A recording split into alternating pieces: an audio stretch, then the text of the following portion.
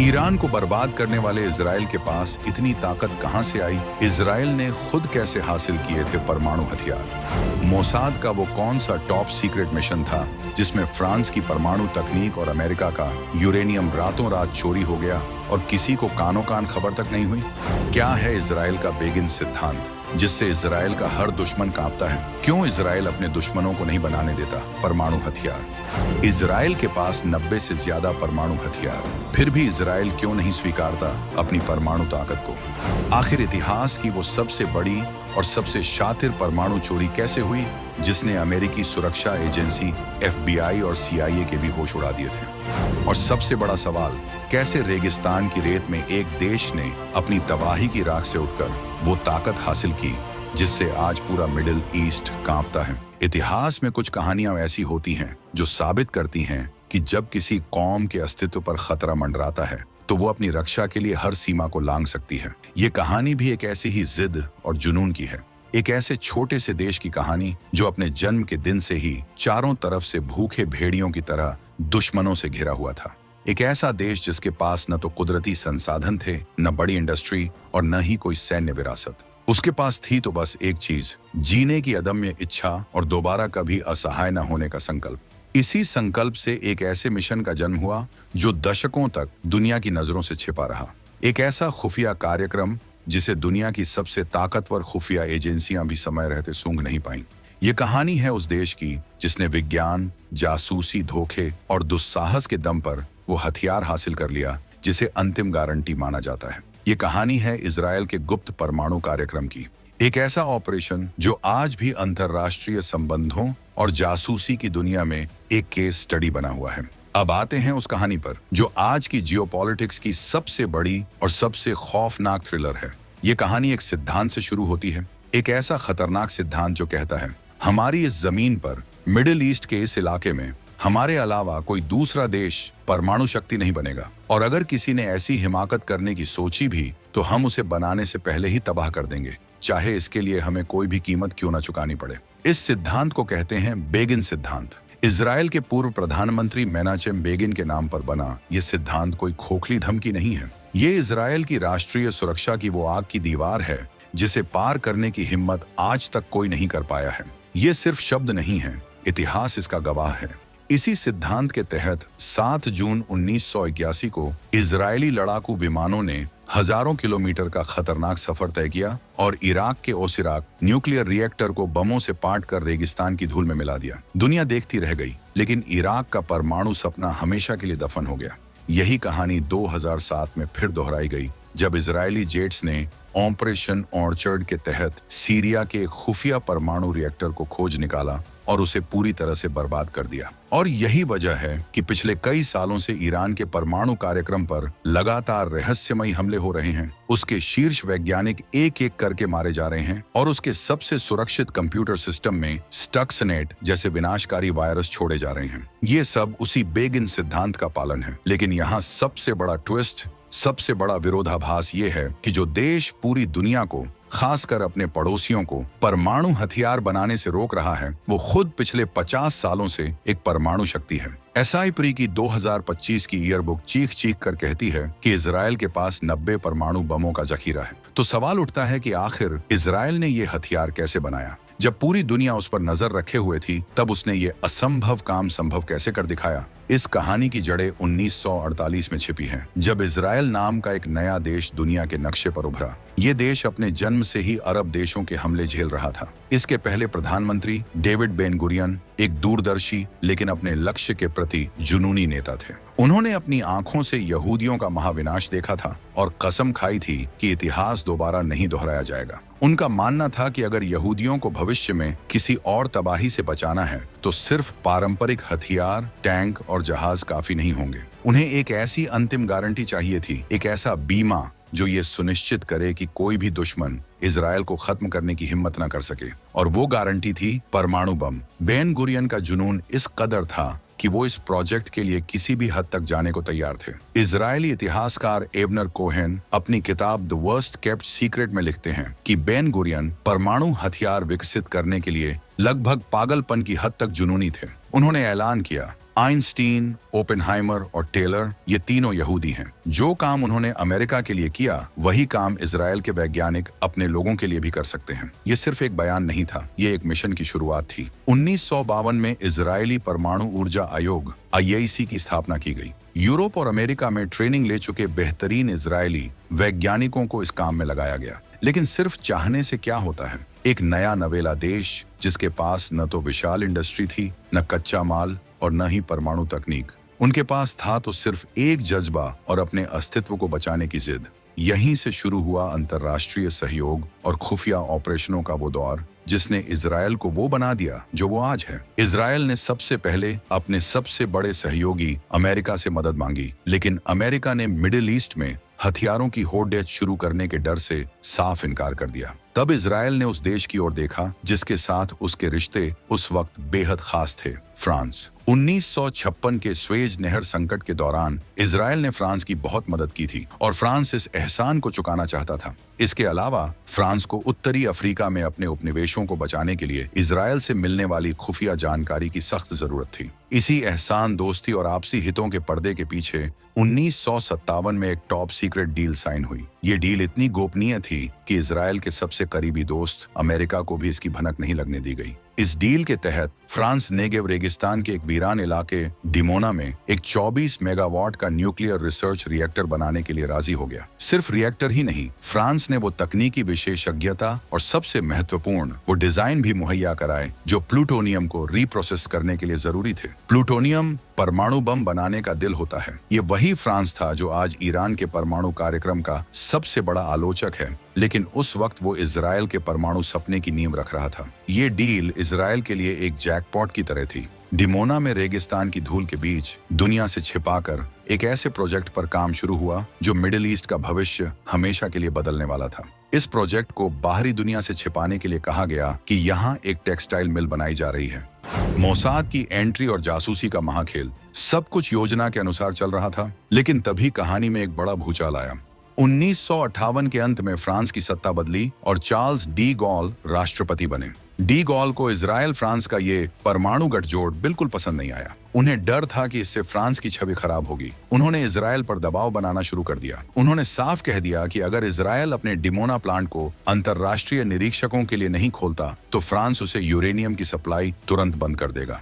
ये इजरायल के लिए एक बहुत बड़ा झटका था। उनका परमाणु कार्यक्रम शुरू होने से पहले ही खत्म होने की कगार पर था। यहीं पर इजरायल ने वो रास्ता चुना जो उसकी पहचान बन गया।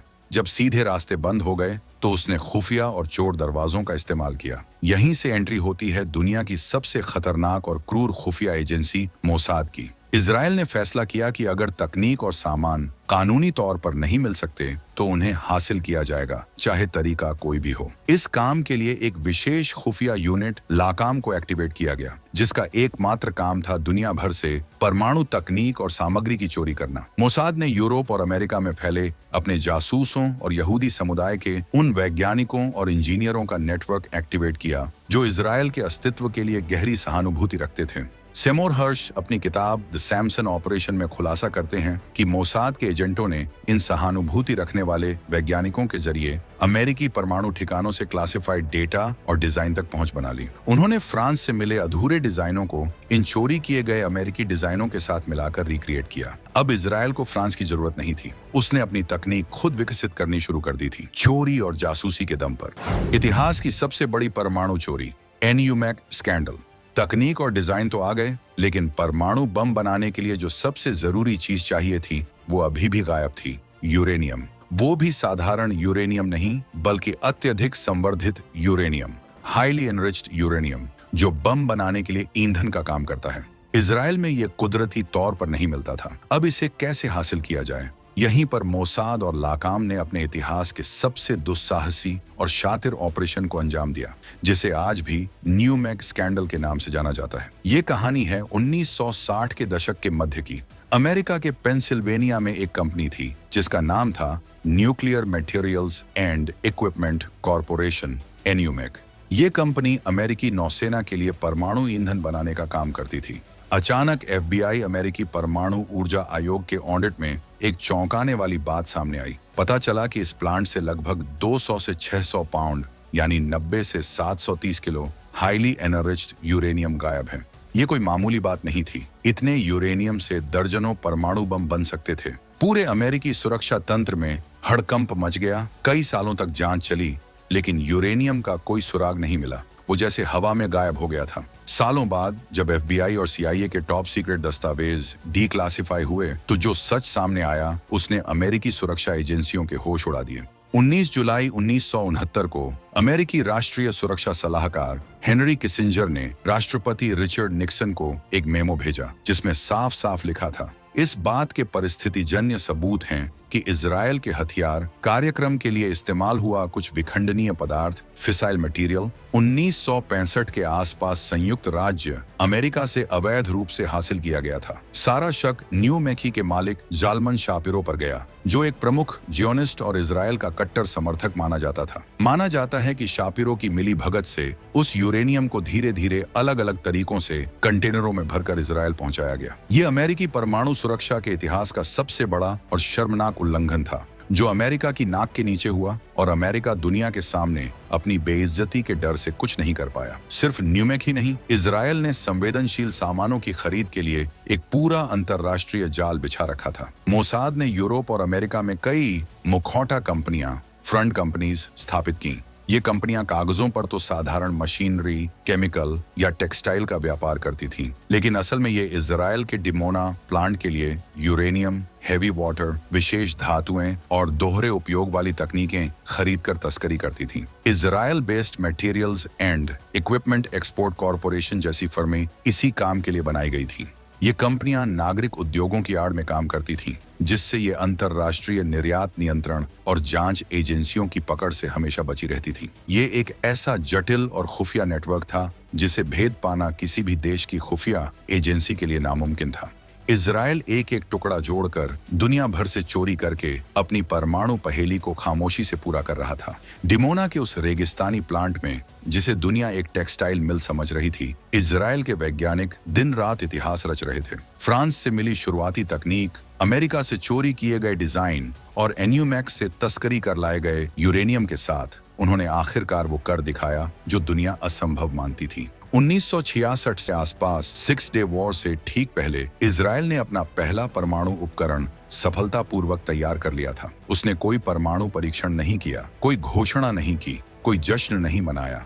उसने सब कुछ रहस्य के साथ पर्दों के पीछे रखा। इजरायल ने एक अनोखी और बेहद शातिर नीति अपनाई, जिसे न्यूक्लियर ओपेसिटी या हिब्रू में अमिमोट कहते हैं। इसका मतलब है अस्पष्टता या जानबूझकर बनाया गया भ्रम। इस नीति के तहत इजरायल न तो कभी यह स्वीकार करता है कि उसके पास परमाणु हथियार हैं, और न ही कभी इससे इनकार करता है। वो बस खामोश रहता है। ये खामोशी ही उसका सबसे बड़ा मनोवैज्ञानिक हथियार है। ये दुश्मन को हमेशा एक अनिश्चितता, एक खौफ में रखती है। दुश्मन को पता है कि इजरायल के पास कुछ है, लेकिन कितना है, कैसा है और वो उसका इस्तेमाल कब करेगा, ये कोई नहीं जानता। ये मनोवैज्ञानिक बढ़त इजरायल को उसके कहीं ज्यादा बड़े और ताकतवर दुश्मनों पर भारी पड़ती है। अब सवाल उठता है कि जब इजरायल ये सब खुफिया खेल और चोरियां कर रहा था, तब दुनिया का सबसे बड़ा लोकतंत्र भारत क्या कर रहा था? क्या इस कहानी में भारत का कोई सीधा लिंक है? नहीं, सीधे तौर पर इजरायल के परमाणु कार्यक्रम में भारत की कोई भूमिका नहीं थी। उस दौर में दोनों देशों के बीच औपचारिक राजनयिक रिश्ते भी नहीं थे, लेकिन एक समानांतर कहानी हिंदुस्तान की जमीन पर जरूर लिखी जा रही थी, और वो कहानी इजरायल से बिल्कुल अलग थी। जहां इजरायल अपने अस्तित्व को बचाने के लिए चोरी और जासूसी के रास्ते पर था, वहीं भारत अपने महान वैज्ञानिक होमी जहांगीर भाभा के नेतृत्व में आत्मनिर्भरता और स्वाभिमान के रास्ते पर चल रहा था। दिलचस्प बात यह है कि इजरायल के पहले प्रधानमंत्री डेविड बेन गुरियन ने जिन 3 यहूदी वैज्ञानिकों जैसे आइंस्टीन, ओपेनहाइमर, टेलर का जिक्र किया था, उसी स्तर की प्रतिभा और दूरदृष्टि भारत के पास भी थी। होमी भाभा, विक्रम साराभाई, होमी सेठना जैसे दूरदर्शी वैज्ञानिक भारत के परमाणु और अंतरिक्ष कार्यक्रमों की नींव रख रहे थे। भारत का रास्ता ईमानदारी का था। उसने शांतिपूर्ण उद्देश्यों के लिए परमाणु ऊर्जा का विकास किया और 1974 में स्माइलिंग बुद्धा के नाम से अपना पहला सफल परमाणु परीक्षण करके पूरी दुनिया को चौंका दिया।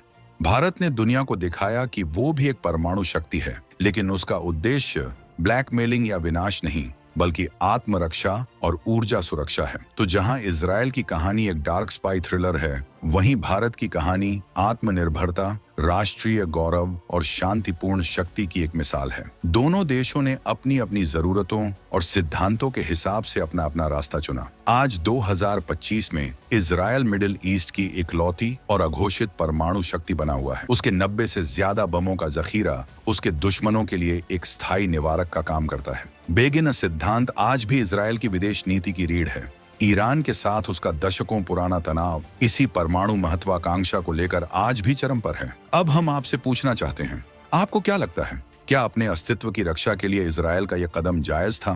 क्या किसी भी देश को अपने दुश्मनों से घिरे होने पर परमाणु हथियार बनाने का अधिकार होना चाहिए? और क्या भारत को भविष्य के बदलते खतरों को देखते हुए अपनी नो फर्स्ट यूज यानी पहले इस्तेमाल न करने की परमाणु नीति पर और आक्रामक रुख अपनाना चाहिए? अपनी राय कमेंट्स में लिखकर हमें जरूर बताएं।